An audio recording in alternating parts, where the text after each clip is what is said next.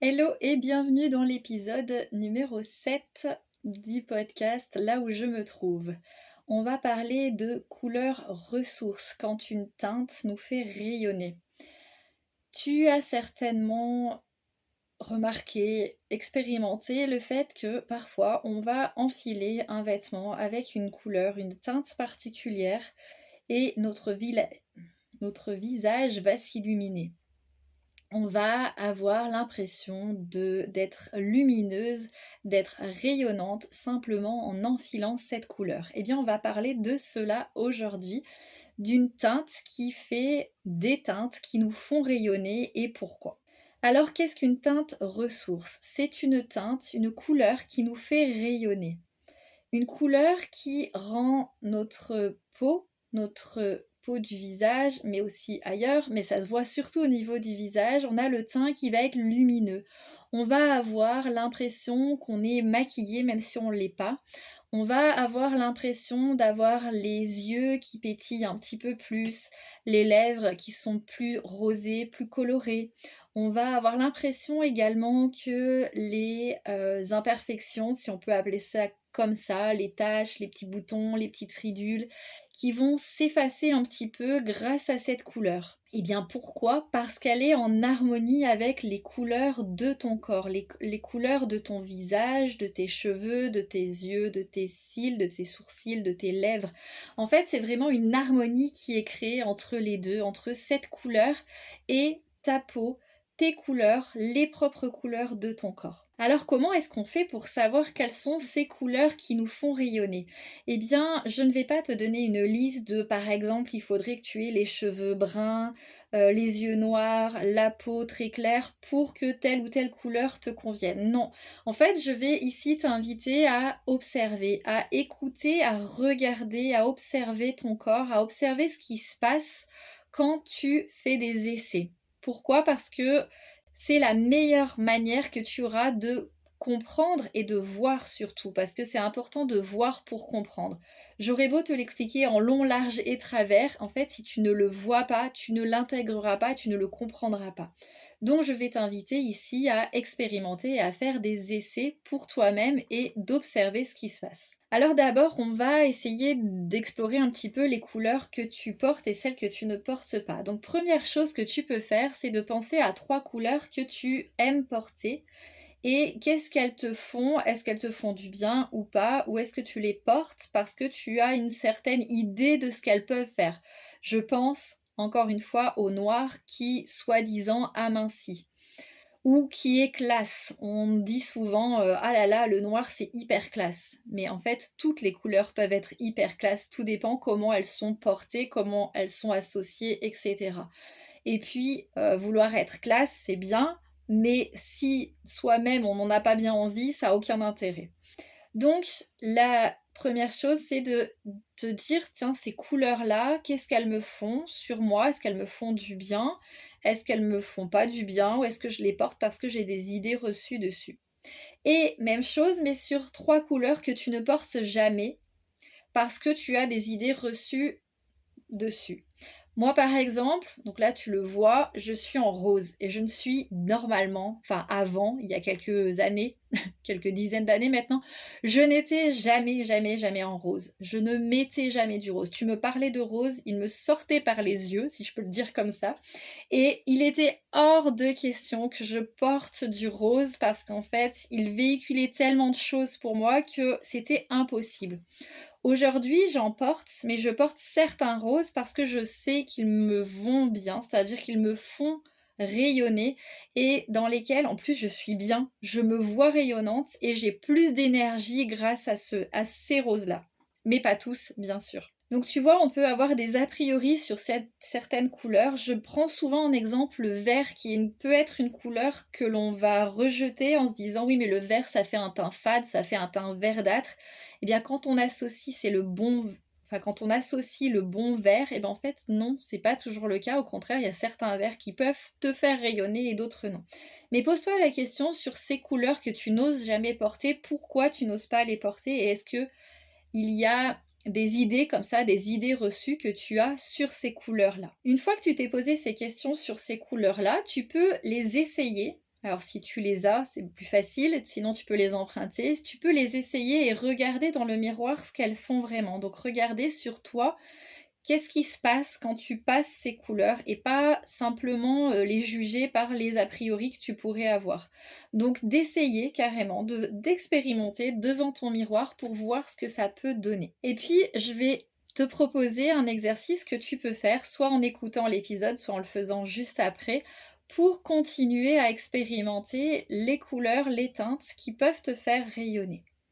La première chose, c'est on va tester entre le clair et le foncé. Qu'est-ce qui se passe quand tu portes quelque chose de clair ou quelque chose de foncé? Donc essaye un haut qui peut être blanc, blanc cassé, qui peut être beige, qui peut être crème, rose poudré, même bleu ciel ou vert très clair. Et puis un autre qui est plus foncé, un bleu marine, un vert sapin, un rouge très vif, un noir, il n'y a pas plus foncé que le noir. Et tu peux tester, tu mets l'un et puis tu mets l'autre et tu vas observer ce qui se passe. Alors au lieu d'enfiler les vêtements, si c'est un haut, bah, tu peux juste placer sous ton visage pour voir ce que ça fait. Et tu le fais à la lumière du jour si possible parce que peut-être que tu l'as déjà remarqué, mais les lumières artificielles vont modifier les couleurs. Elles sont parfois jaunes, elles sont parfois bleues, elles sont jamais vraiment très neutres, donc elles vont modifier les couleurs et elles vont fausser un petit peu ton expérimentation. Et donc, tu vas faire ces essayages entre du clair et du foncé et tu vas essayer de voir ce qui se passe sur ton visage. Donc, je vais t'aider un petit peu et je vais te poser des questions que tu peux observer en regardant dans ton miroir. Est-ce que ton regard s'illumine ou s'éteint? Que ce soit l'un ou l'autre. Peut-être qu'avec le clair, ça va s'illuminer, ton regard va s'illuminer et peut-être que ce sera avec le foncé. Ou pas.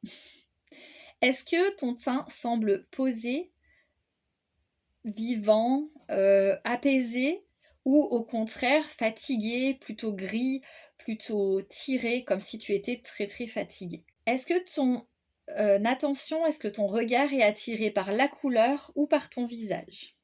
Est-ce que tu ressens une légèreté ou une densité? Tu te sens lourde, heu, abattue, comme abattue tout d'un coup? Donc ça, c'est un premier test que tu peux faire entre le clair et le foncé. Qu'est-ce qui tu as l'impression, qu'est-ce qui pourrait te convenir le mieux?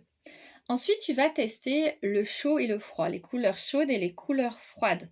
Avec une petite exception dans l'explication, couleurs chaudes et couleurs froides, on peut avoir des rouges froids ou chauds et on peut avoir des bleus froids ou des bleus chauds. Ça dépend s'ils ont été réchauffés et refroidis.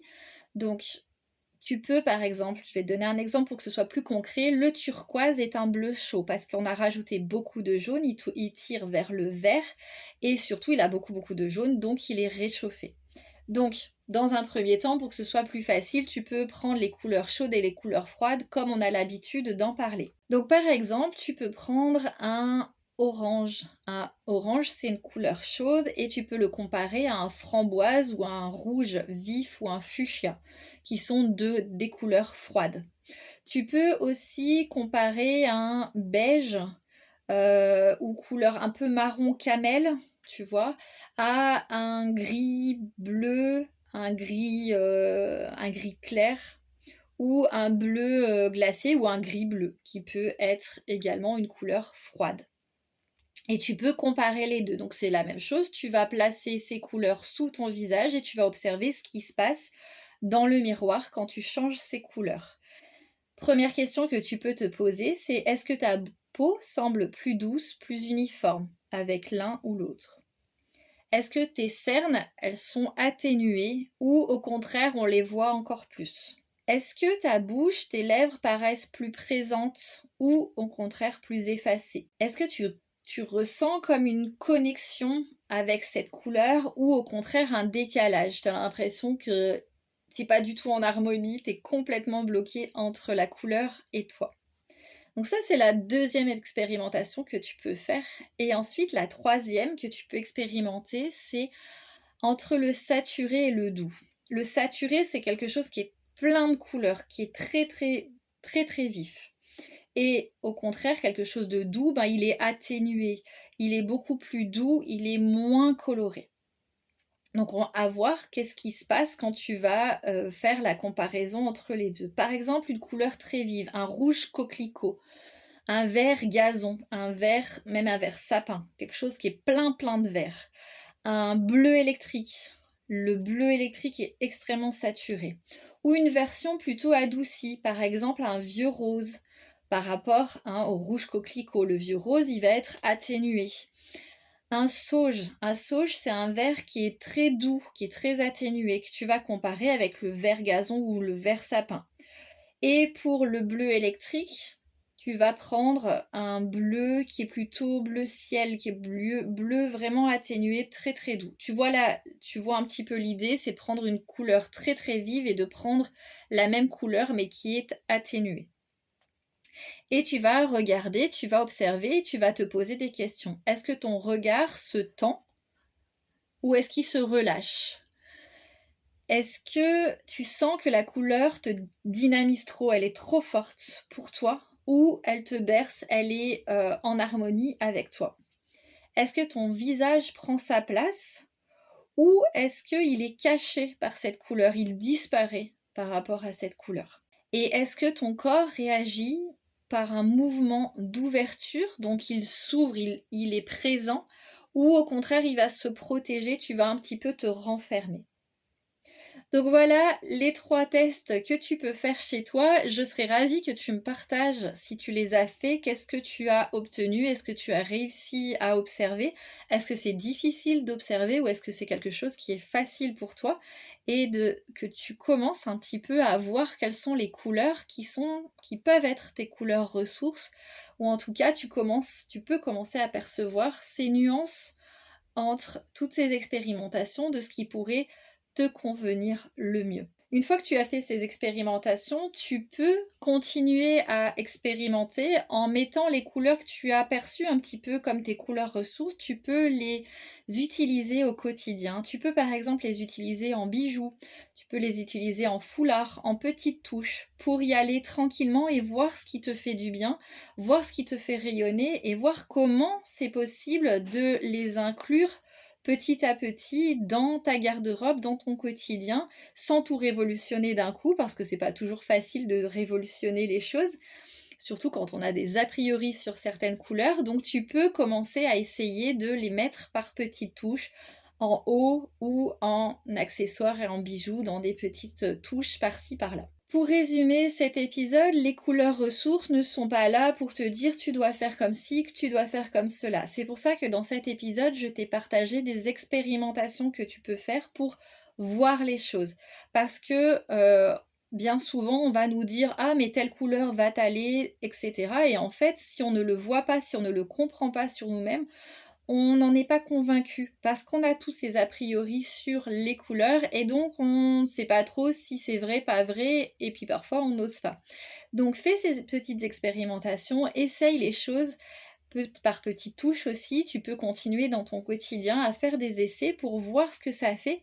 Et une couleur ressource, une couleur qui te fait rayonner, c'est une couleur qui te fait du bien. C'est pas une injonction, c'est pas quelque chose que tu dois porter, c'est une couleur qui te fait du bien, dans laquelle tu te sens bien et tu rayonnes, donc tu as plus d'énergie. Ce n'est pas que visuel, il y a aussi une énergie que tu vas dégager plus facilement. Donc c'est une invitation à revenir à toi, à revenir à ce que tu es, à ce que tu rayonnes, à ce que tu renvoies en fait au monde et pas simplement à ce que tu fasses bien visuellement parce que il faudrait le faire. D'accord? C'est vraiment un retour à toi, un retour à toi, à tes couleurs, à ce que tu rayonnes et à ton énergie que tu dégages. Je te remercie d'avoir suivi cet épisode jusqu'au bout. Je t'invite à t'abonner au podcast et à lui mettre 5 étoiles si l'épisode t'a plu. On se retrouve dans un prochain épisode.